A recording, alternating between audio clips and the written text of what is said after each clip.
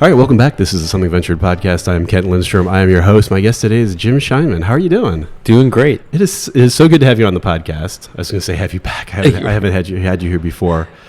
Jim has a remarkable career, and just telling the highlights of the career it's going on. Just the highlights of the career are amazing, so I'm sure I'll miss some details, but is the founder of Maven Ventures. Yep. Which maybe 1,000 people in the world can say they founded a venture capital firm. Was an executive at Bebo, which is the social network that had, I would say, the second most successful exit of any social network, I would say. Mm-hmm. Facebook did better. And was an executive at the first social network, Friendster, where I got to know him. So that's fabulous. You also have the honor of being the first guest since my most successful podcast, which was I did a review of sexual harassment in 2017. And went through, it was kind of astounding actually as I did the research for this, because we were talking about like men who lost their jobs and venture firms in 2017. Mm-hmm. And I started listing them out, and all of a sudden like, wait a minute, there were 8 different people. And so I went on the record as sort of like, just telling the story. I didn't disparage anybody or make any judgment on it. Mm-hmm. But that was a pretty extraordinary year in venture capital, like just from that particular perspective. Yes. Your firm, you have a female partner in your firm, right? Yep. Sarah Deshpande. That makes you one of like a couple hundred people. Of a few. couple hundred people in the world. That's fantastic. Well, first of all, I'm delighted to be here, and thank you for having me on this great podcast. And happy to talk about my background. Well, how did you come to venture capital? Like I know you were a lawyer and executive and all that, but you're entrepreneurial too. Like right. You were entrepreneurial before doing the later things that you've done. Am I right? Do I recall this correctly? That's right. 20 years as an entrepreneur, 7 startups. Most of them failed, but a couple of them were big hits. So that's what you need. Yeah. I think when people transition from being an entrepreneur to an investor, there has to be a gut check, and you really it's a very different kind of job. And I think a lot of people think they're ready to leave operating or being founders of companies, and they try to invest, and either it's not the right time. Yep. I mean, I'll give you a great example. Like a good friend of both of ours, Josh Ellman, who was a great operator at Facebook, Twitter. Talk about what a great career in the product side. And then went to a great firm, Greylock, and then I don't know this personally, but then now he's running product for Robinhood, which is a great fintech company. Yep. I just wonder if like there was this sort of, he still got that entrepreneurial operator spirit inside, and it's very, very different work being at a venture firm. Yeah. Where we meet 2,000 companies a year. We'll invest in 6.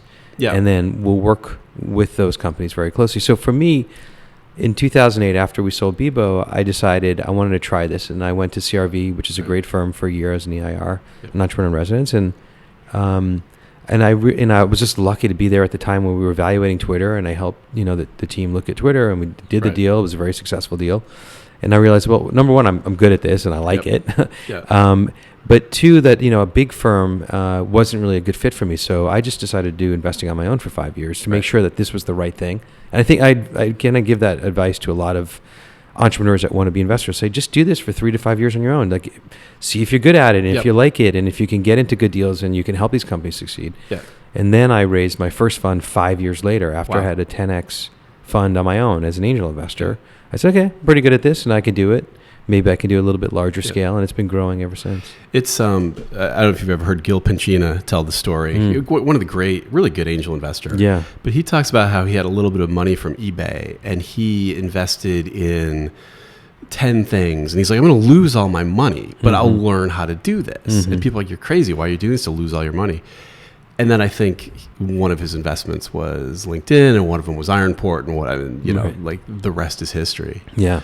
And Josh Felser says that it was kind of it's an emotional thing, because his point of view, unlike Josh Ellman, was this is it. Like, I'm not going to start another company again. I'm going to work with the same partner. I'm going to work with entrepreneurs, but I'm not going to found another company. And he'd done two successful companies. Yeah. I mean, did you experience that element of it, or Well, you're in like, some screw ways- this, it's hard running a company? Yeah, no, I mean, I have a, obviously being in 7 startups, I have a lot of respect for founders and being a founder and an operator and entrepreneur.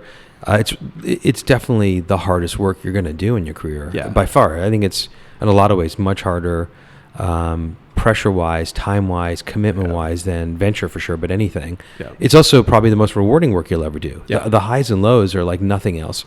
And so for me, starting Maven Ventures was being entrepreneurial. I mean, that was my next startup, which was great. Yeah. It was also, once I did in 2013, I said, this is also my last job in a way, right? I'm not going to do anything else after this. This is the next 20, 25, 30-year career. But it feels very much like a startup. Sarah and I, we have, we're like VC nomads. We have office space, but we're not really ever there. We're always on the road. We're always working with our startup founders.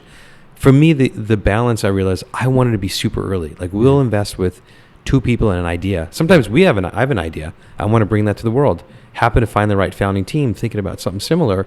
That's like feeling still like a startup entrepreneur. Yeah. Of course, I'm not a co-founder. I'm not operating the business. But for that first year, I guarantee you we're always the most helpful and involved investor. That's because that's what we want to do. Right. And that's what we love to do. And that's what I think one of the reasons why our companies are so successful. And what was it like moving from, this whole sequence, like, well, first of all, what was it like when Bebo gets acquired? Mm-hmm. Bebo, people should know, although people all over the world listen to this podcast, one of the things it is just bring Silicon Valley to people living in Europe and China and get feedback from them all the time. So Bebo was one, there were a few social networks around, and there was a theory at the time that maybe there were going to be like 3. Everyone makes fun. AOL acquired Bebo for nearly $1 billion. And people kind of make fun of them like, oh, it was a bad deal because it didn't work out. But at the time, there was kind of a theory that there were going to be 3 social networks. Maybe there was going to be a European one and an Asian one, college one. That was Facebook. Now, Facebook kind of dominated the world. Right. But Bebo was one of the bigger exits in Silicon Valley, maybe. Yeah. So, what by the way, was it like to be there? As a reminder, it was a 3-year exit, 2005 to 2008, almost $1 billion. And a small, we were like 30 people. Yeah, tiny company. Look, the thing at the time, Bebo was the number 1 social network in English-speaking Europe. That was always our strategy. It's like, we're probably never going to catch up to Facebook and MySpace here in the U.S. But being number 3 here was very interesting. It was still a very big business in the U.S. If you were a 13 to 22-year-old in Ireland, Australia, New Zealand, UK, you were on Bebo 24/7. There was no Facebook. Right. Facebook didn't exist in those countries. Right. It was like a game of Risk. We owned that territory. Yeah. But it became pretty clear that, at least to, I think a bunch of us in the executive team, this is probably going to be a zero-sum game. Like, the network effect is so powerful that either Facebook has to buy us and we're going to be part of that, or we need to figure out how do we scale this or have a much larger parent to be able to fight that fight. And then one thing led to another. And by the way, there were like 6 companies AOL size that were interested in Bebo, because Facebook had made it clear by ripping up, Zuck ripped up the Yahoo offer $1 billion. They were going to go public. MySpace had already been acquired by News Corp, so we were number 3 by a long shot. So if you wanted to own a U.S. social network, we were the only game in town. And we had this really interesting, very profitable advertising business in the UK, Ireland, Australia, New Zealand. Right. So like, it was, we were making money. Right. I think, it was an interesting play for not only AOL, but a bunch of other companies. So, there was a lot of price pressure. That's why it went from, I don't remember the original offer, to a much, much higher offer down the road. And well, people think that it wasn't successful at AOL. Actually, again, this is just getting to the weeds a little bit, but I just want to remind people that it was very successful on a lot of fronts for AOL. They were going public again, and this was their story. Right. And the deal helped them get billions of dollars in valuation, market cap valuation, so it paid for itself. Now, whether they actually ever intended to run it or not, we fully vested in almost the whole team left. Right. There was, even, the brilliant leader, Michael Birch, they didn't have him under golden hand. Like, they let everyone go. So you wonder, what was their original plan? I don't know. Yeah. So I wasn't on the... How does that feel personally? Because I get the sense in Silicon Valley that we all, Silicon Valley kind of operates because everybody pretty much overestimates their probability of a big win. Like, everyone thinks they're pretty much going to start, a Facebook or an Uber, or that's like 10% of the companies. Yeah. And that's like 1 out of 10,000 of the companies.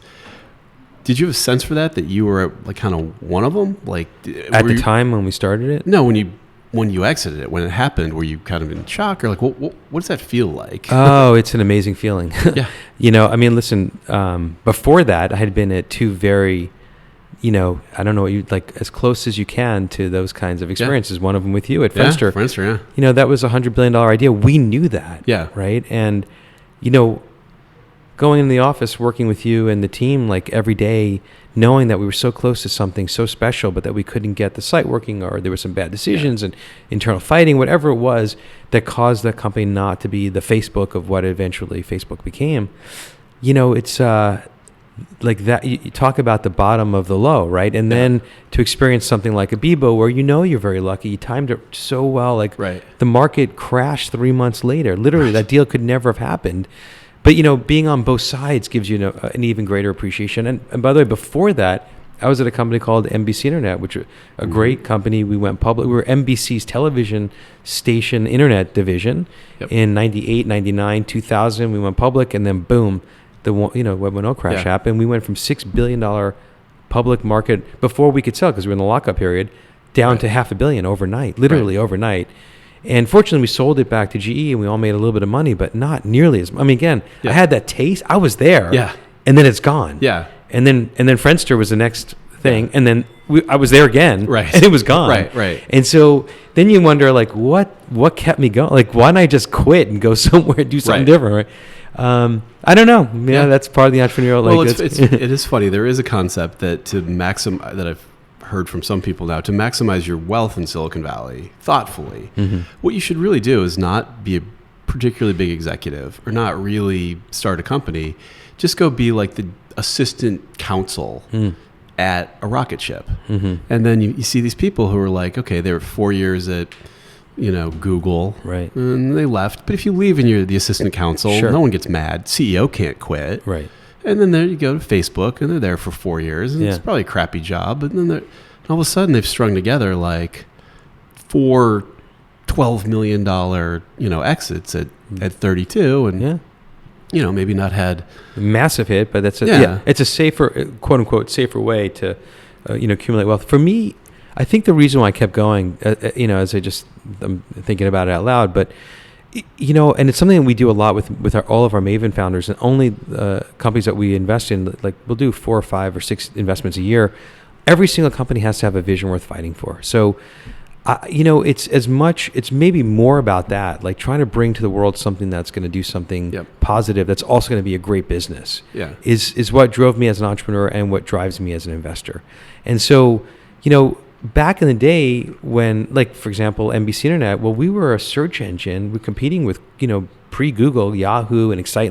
And the idea was that if we can use this new thing called the internet to get you more information, that's a big idea. That was exciting. Right. Then we got acquired by NBC, and all of a sudden became this like television advertising thing with a search engine.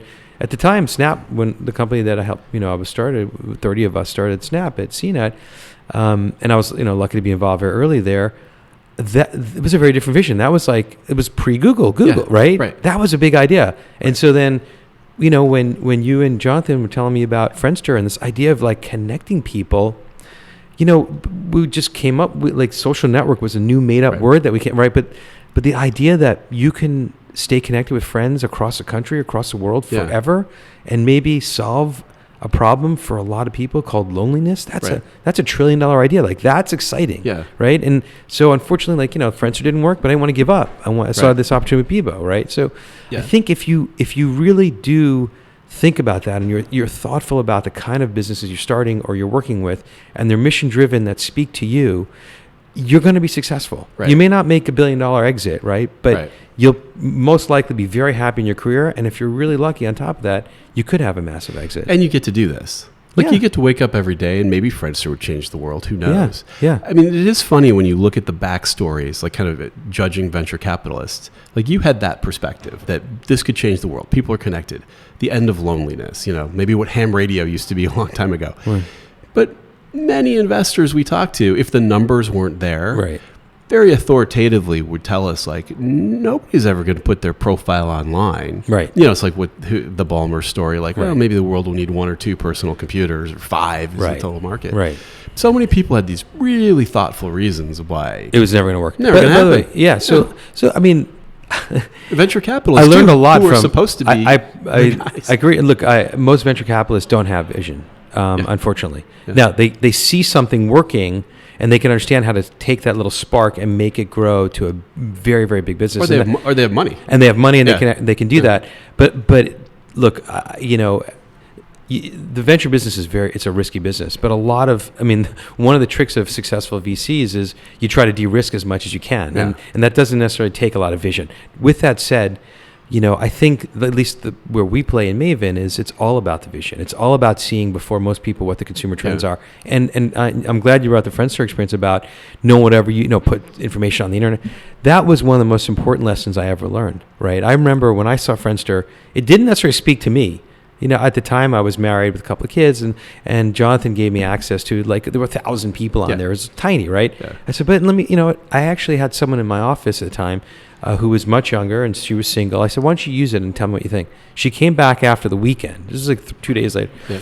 And I said, what'd you think? She said, changed my life. I'm like, what? Wow. What, really? Like 1,000 people on that? What happened? She goes, I reconnected with a friend I hadn't talked to in 10 years, and I got a date next weekend. I'm like, okay, I don't have to be brilliant to see that this could be something really powerful if millions, or I think that I couldn't even imagine billions of people being connected at the time, but if millions, or certainly now billions of people connected, what could happen? So that was my lesson with 2 things. Number one, I'm not always the market survey, right? And most people are going to get the vision wrong for consumer products because it just seems so creepy. Mm-hmm. I remember telling all my friends, and I grew up in New York, and I was like, you guys, you got to try this Friendster. It's unbelievable. You put your photo online and put your information. They're like, are you kidding me? Right. I will never, ever, ever do that. Someone will come steal my kids. Of course, 5 years later, everyone was doing it on Facebook. And so, it's been very instructive for me as I invest in companies like self-driving car companies. Before anyone ever thinks it's going to be here in the next 50 years, I said, no, it's going to be here. It's going to be here much sooner, and definitely creeps you out because it's something so different. Yeah. But that's okay. It's a product that's going to change the world in a positive way. It's going to make almost everyone's life better, and it's going to be cheaper and better for the environment. We're going to save 1 million lives a year. This is a vision worth fighting for. Yeah. Right. So like, the Friendster experience was very instructive for me as far as how I invest going forward. It's funny. There have been a few shocking ones where it's happened sort of within our lifetime, within like a few years. And social networking was one where suddenly literally every single person is on the same thing. Maybe not self-driving, but Uber was another one. Absolutely. Where I first saw it, I'm like, okay, it's a high-end thing for fancy Silicon Valley dudes. There's 2,000 of those. So right. And then all of a sudden they made that pivot. Well, so here was the thought process of most consumers, which was, are you kidding me? I will never get into a vehicle with some stranger to drive me around. I would never.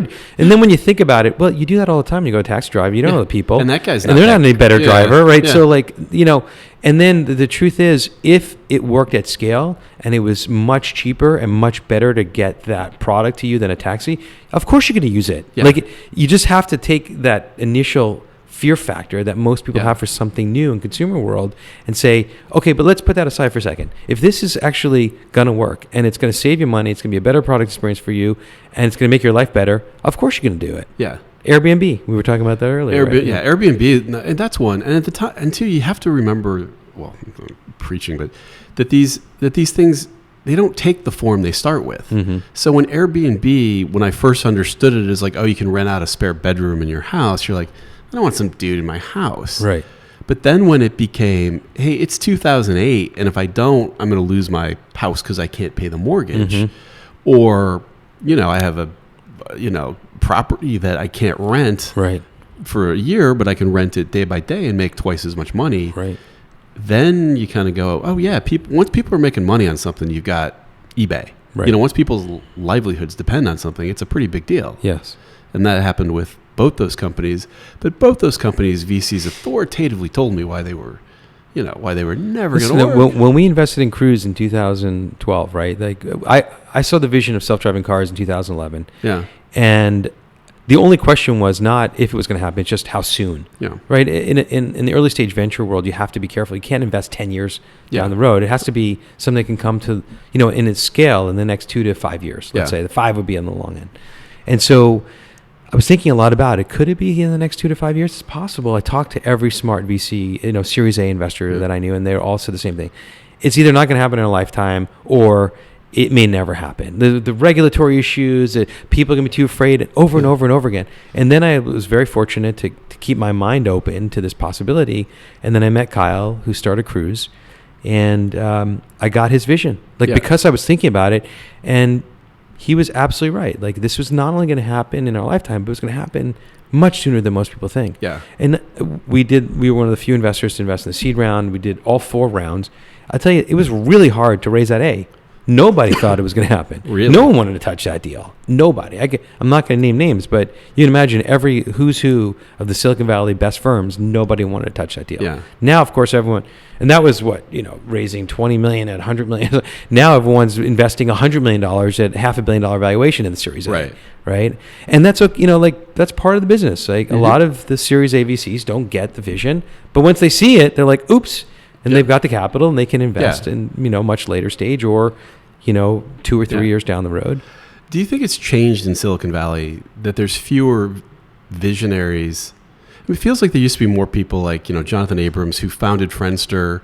Nobody was starting businesses. He idolized people like Steve Jobs and Mark Andreessen. And, they're alone in his bedroom. He's like, I know this will work. Right. Today, I feel like I meet a lot of entrepreneurs who are kind of like, they want to be rich, and they're trying to kind of come up with some idea. And you can tell they're not really passionate about like customer service software, but that's their thing. Right. And they, No, I think, look, there are as many, if not more, visionary entrepreneur founders, but there are a lot more entrepreneurs, right? So the pool has grown dramatically. So the chances are that you're going to see a lot of really crappy ideas, or entrepreneurs, or like people who should not be doing this. Yeah. But if you do this for a living, like we do, and you see 2,000 companies a year, you're going to find those diamonds in there, and you just have to be very careful. At least we do. We're very careful about the founding team and the vision. That's what we invest in.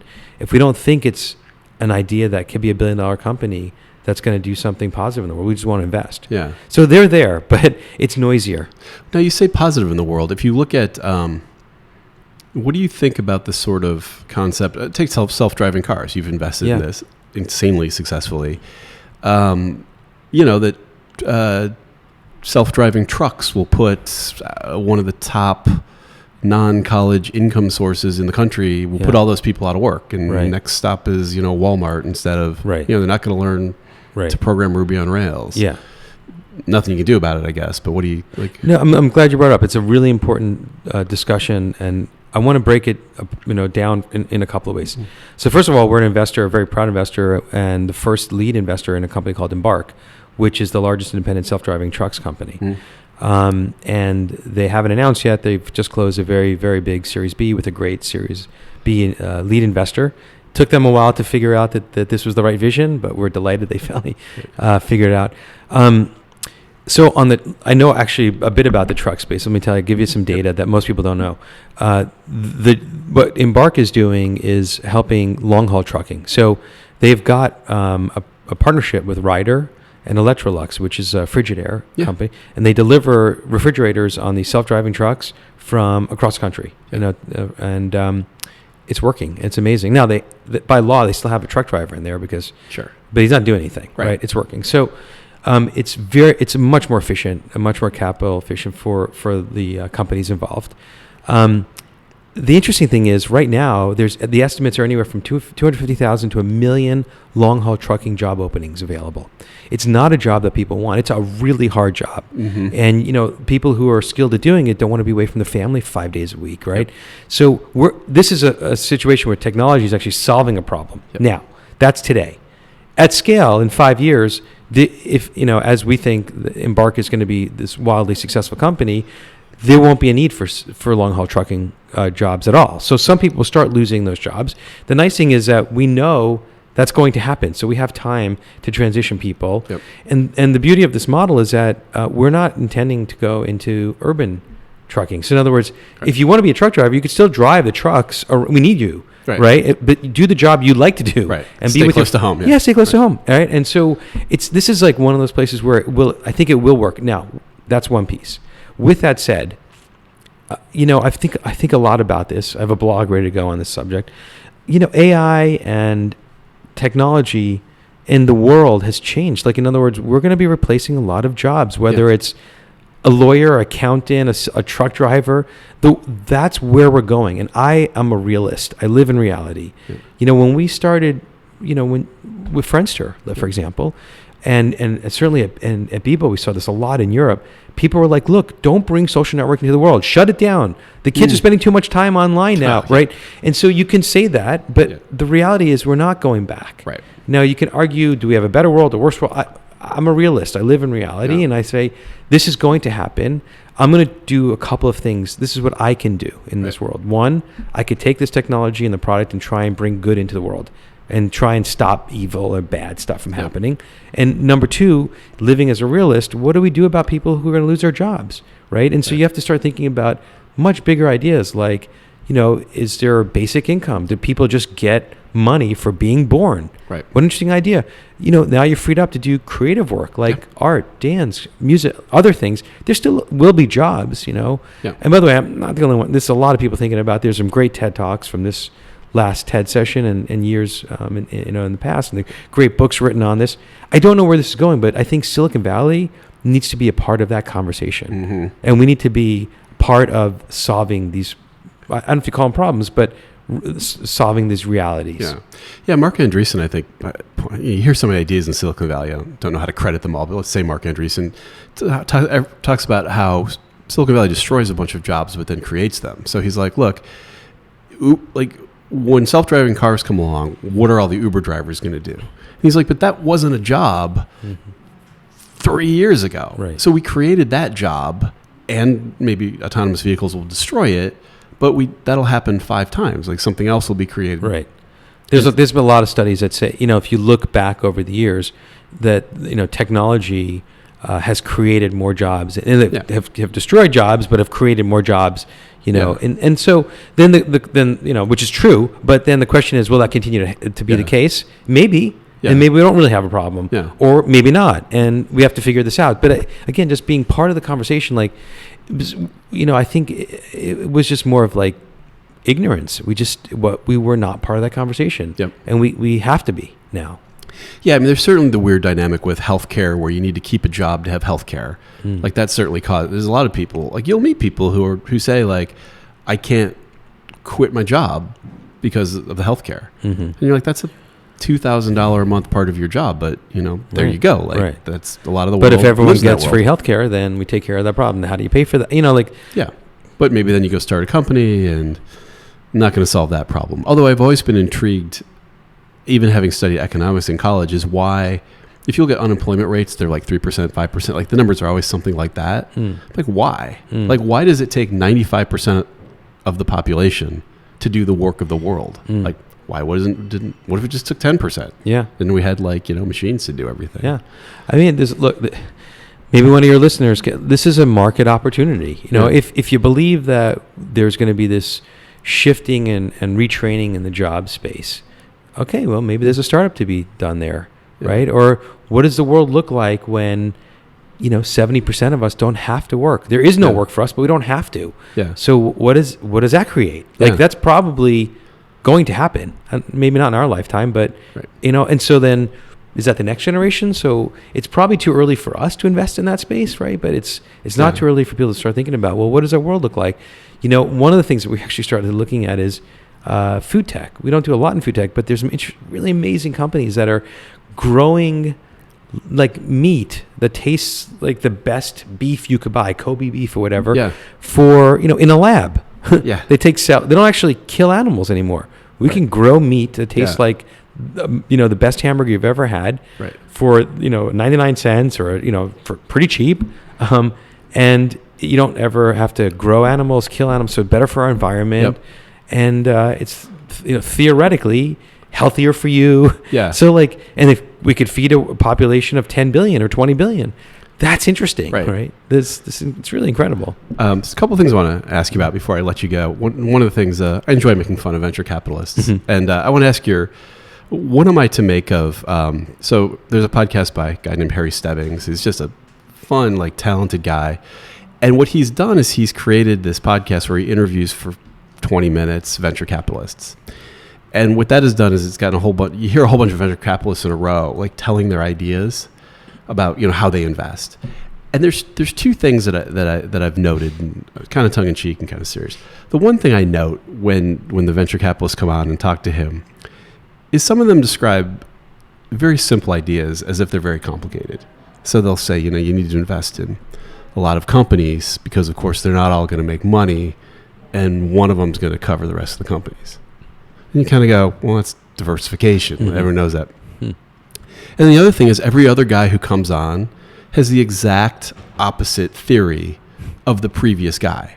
So, one guy will come on, he'll say, well, the whole thing about seed capital is this. It's you got to get in early, and it's that first check that's going to make all the difference.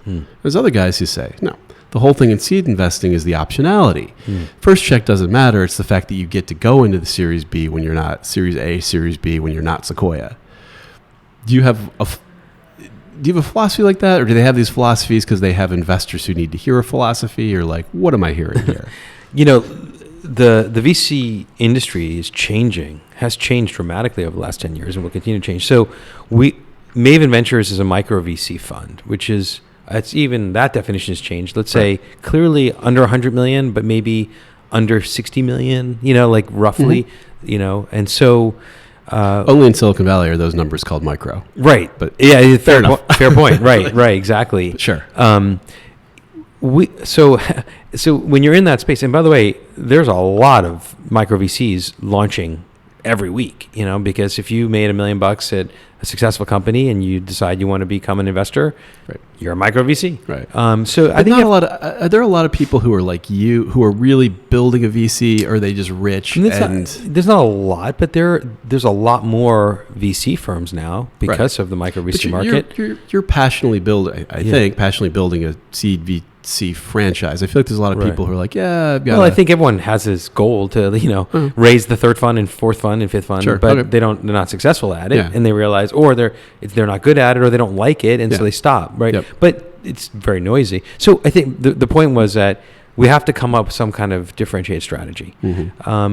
And that's why you hear this stuff, right? Because then, they're going to the same our investors are called LPs, limited partners. Right. They're either large endowments or fund of funds, or high net worth individuals or family offices. They're all seeing all of us, so we have to come up with different stories. That's why you're hearing this stuff. Now, I'll tell you what Mavens is, and it's not because we did this differentiated. It's just simply this is what I like to do. So, which is probably the best reason, by the way. Yeah, one of the things that I realized as a seed, as my own personal angel investor is, I was a lot more successful at the companies when I knew what was going on and I knew the market. So, like I say, stick to what I know. I've been a consumer entrepreneur for my whole career. So, like, why would I start investing in B2B or enterprise or clean tech? I don't know anything about that. I'd have to really learn on your dime as an entrepreneur for. One or two or three companies probably get it wrong, lose all your money, but then eventually maybe I get it right. Yep. It makes it a little more interesting for me if some VCs are like, I'm a generalist because, it's more interesting. I get to see everything. I get it, but I actually think I've been a lot more successful because I stick to what I know. Now, consumer's pretty big though. So I've done fintech, healthcare, self-driving car, it's a broad space, but there's certain themes that come up over. So we're thesis driven, right? So we stick to what we know. We're thesis driven. We're also much more concentrated than almost any other, seed or micro VC fund. And that's by design. Again, I personally love working with the startups the first year. That's why I do this, right? And so I couldn't do more than 3 or 4 investments on my own a year. And then, my partner Sarah will do, 1, 2, or 3 investments. So together we do about 4 to 6 deals. Yep. Over the life of the fund, we've done 18 companies. And so people look at that and say, that's really concentrated. That's a huge risk early. It is, but that's just our strategy. And it's worked for us. We've returned Fund 1 and Fund 2 is looking great. So, which is an incredible accomplishment. I mean, thank you. everyone walks around talking like every VC fund's like a 10x, and that just like Facebook is far more rare than people estimate. I think 10x funds or even returned funds are far more rare than people would imagine. It is interesting. I mean, our fund one right now is a 2013 vintage fund. We have almost a 2x DPI. That's like cash back. If you invested $1 million, you made $1 million. You know, like you've got your money back and you doubled your money, right, in just 3 years. We looked at the numbers and like there's just very little data from 2013. But you know, like we were talking earlier, if you have anything like a 0.2 or 0.5 DPI, if you've given some cash back, you're in the top 1 percentile. So imagine it's a top 1, 2, or 3 fund. You know, and I think that can happen with concentrated seed funds, because the thing is that these companies can scale very, very quickly. Right. I mean, you see, if you have the right team and you have the right vision worth fighting for, within 3 years, they could be $1 billion company. It's not going to happen all the time, but it certainly can happen. Right. And we're also in it for the long haul. We're very patient. You know, I was a seed investor and came up with the marketing strategy and the name for Zoom, which is a great company. It's will be my biggest exit ever. Right. Wow. Love the business, and it's changing lives. I mean, change our life. It's the way we do most of our first initial, meetings through Zoom around the world. It just we don't have to fly around. We don't have to drive around everywhere. It's companies are using it. It's replacing WebEx, BlueJean, all these guys, and that company it's going to take a while to get to its very, very massive successful exit, and that's okay. We're very patient when there's great business that's changing the world. But there is also opportunity if you're a seed investor investing in a company and you have a concentrated fund and you know the founders really well and they've raised a round at a $2 billion valuation. Well, you're sitting at a $5 million valuation 3 years ago. Right. We could sell half our holding, return the fund, still have half of it, hold it for the next 5 years. Right. So we like this strategy. We like working with the founders really early. And then the other piece of our differentiated strategies, we're very hands-on. I think that's hard to do if you've invested in 15 companies in a year. Right. You can't be helpful. And it's hard to do if you don't know the business. Right. So if you ask any of our founders, I think you would find the same thing, that they'd say, yeah, the Maven guys were great. They were there from day one for the first year. They were the most helpful investors. That's what we pride ourselves on. And what are you helping them with? Like which you name it. Like, as you know, this stuff is hard to do. And and we've learned a lot along the way. Yeah, so, for sure. With the successes and mostly with the failures. So I help them avoid all the mistakes that we made. Yep. And I help them set them on a path for success, right? And we have actually we call it the Maven Startup Kit. We have a list of 10 things we go through. Sometimes they don't need help in certain things, but most of the time they need help in a lot of things. Number one, telling their story. Yeah. Like, I know the vision. I know what they're trying to say, but they're not saying it effectively. Yeah. It's one of the reasons why most of these founders are not getting seed or Series A funding, because they can't articulate their vision worth fighting for to the VCs. Yeah. But I'm really good at that. I know how to help them do that, right? And so we spend a lot of time on their deck and their pitch and their vision. Yeah. We will personally introduce them to other co-investors that we like to invest with, that we think can be helpful to the business. And so our last investment is in the it's an amazing business in the Amazon Go frictionless shopping space. They were struggling to raise a round, and when we led that round, once we put our money in, we closed a deal. The $2 million seed round within 30 days. That's great, right? And so that's a huge value add. Now they can go back and focus on their business, right? With great investors who are going to be helpful to them. We're there to coach them on hiring, PR, marketing. Like, what are the milestones you need to hit to raise your Series A, right? What's the path of success for the next year, 2 years, 3 years? We help them with their goal setting. We help them stay focused on what's important. Yeah. We often help them on founder issues. It's almost always comes up. Mike Maples tells a funny story about seeing pitch decks and stuff, and he talks about how the number of people who show up and he doesn't know what they do, it would shock you. He's like, they show up and they're talking about like how millennials' eating patterns are changing and how they order. He's like, what do you do? Right. He's like, walk in and tell me that you sell a $10 monthly subscription, exactly what it is. Right. And then we'll talk about why people are going to buy that. But he said, I can watch whole presentations. Like, I don't really, remind me again what you do. Yeah. I mean, they're passionate and all that. So we blog about this. We give advice to, even if we're not going to invest, here's what you should do with your pitch deck. Yeah. And lead with your vision worth fighting. If you don't lead with your vision, you've lost me from slide one. Yeah. If you can capture me with this idea about one day there's going to be robo-taxi, self-driving vehicles, and it's going to save 1 million lives a year and be better for environment, and you're going to love it. I'm like, well, that's kind of creepy and interesting, and wow, I'm engaged. Yeah. That's that could be a really, really big idea. Now I'm listening, and then you can go into the detail of why you and how you're going to do it and how this market's going to grow and what it's going to look like. And stick to your vision, because you have the thing, Mike Maples also talks about this, but I've seen this too, where you go to the first pitch, you're like, here's my vision, and they go, oh, what about your China mobile thing? Right. And so your next pitch has China and mobile, but that wasn't really your idea. Yeah. And they're like, well, what about your AI? Is there AI? You're like, oh, we got to say there's AI. Just stick to your vision. Yeah. There's a lot of investors, and just wait until you find the investor who's like, yeah, I think that too. Yeah, that's right. Because you're not going to change somebody's opinion. If you walk in and go, look, you don't understand how the Philippines, mobile market works, and you didn't have that idea ready, they're probably not going to be convinced. Yeah. But if you walk into a guy who's like, I know mobile fintech's the future, and you go, mobile fintech's the future, that guy's like, I knew it. You're my guy. And you also want to have investors who support your vision. Yeah. Right. So, I mean, I never heard, I think it's a great idea, but like avoid vision creep. Yeah. Right. Unless you really believe it. Yeah. But if you're like, well, this is what VCs want to hear, now you're the sales guy. And if you're not a good sales guy, Right. I think it's dangerous. I mean, I think you're right. You have to stick to the vision. I think the challenge is most of the founders, it's actually really hard to articulate your vision worth fighting for in a sentence. Yeah. That takes a long time. We spend a lot of time with our founders on that. Yeah. But when you get it right, it's magical. Yeah. So there's one last thing I wanted to ask you about. The cryptocurrency. This whole thing in Silicon Valley, there have been all these kind of trends that, AI and drones. Right. I don't know what's going on with those. There's a lunch delivery craze. There really was. Like, even though people make fun of it, that seemed to be getting funded. Cryptocurrency, just sitting here from the outside, it seems to have a lot of elements of something I've seen before, like really early nerdy people into it, like the people who were into the internet, back when it was ARPANET, like that category of stuff. It's really interesting and weird. And, people make fun of it and it's going to go to zero and all that, but the number of really smart people, not just random VCs, but particularly smart people that I know who believe it pretty passionately. It's different from drones. What do you make of this thing? Is it like what am I seeing? Yeah.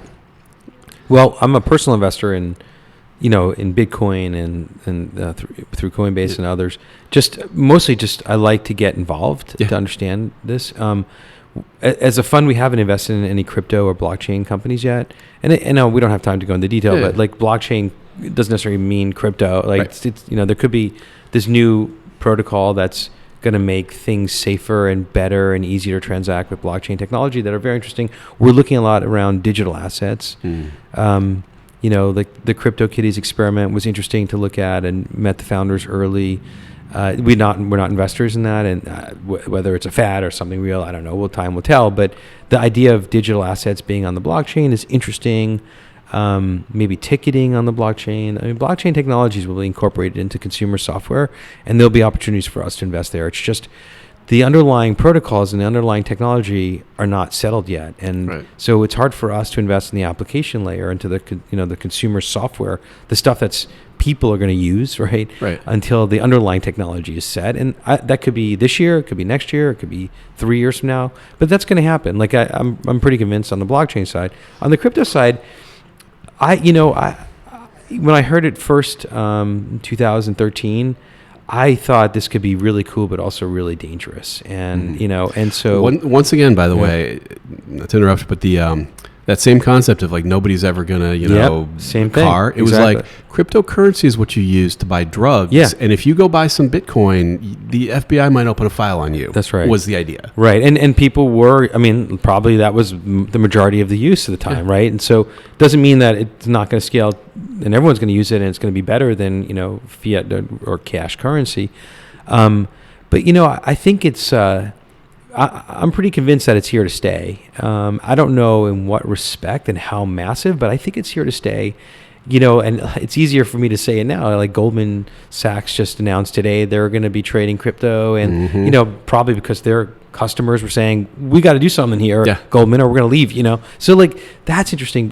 One thing that was very helpful for me to understand about crypto is if you use yourself as the marketing survey of one, that's very dangerous, because if you go outside the U.S., I've heard this from right, and it's that's a really big insight, like where there are currencies that will be worth 50% less tomorrow. Yeah. Well, when you have a more stable currency, even though to us it might look like crypto is crazy and Bitcoin's up and down, but relative to whatever cash currency they have in a third world country somewhere where it's going to be deflated 50% or 100% in a week, it looks pretty good. Yeah. So when you think about globally, it becomes a really interesting opportunity. I'm also surprised that like when people talk about it, there's some basic economic concepts. There's nothing behind it. Mm-hmm. It's like, well, there's nothing behind a Monet painting. It's a bunch of paint that's not worth anything. Mm-hmm. But it's always been true that if everybody agrees that something is worth something, right? Like gold has some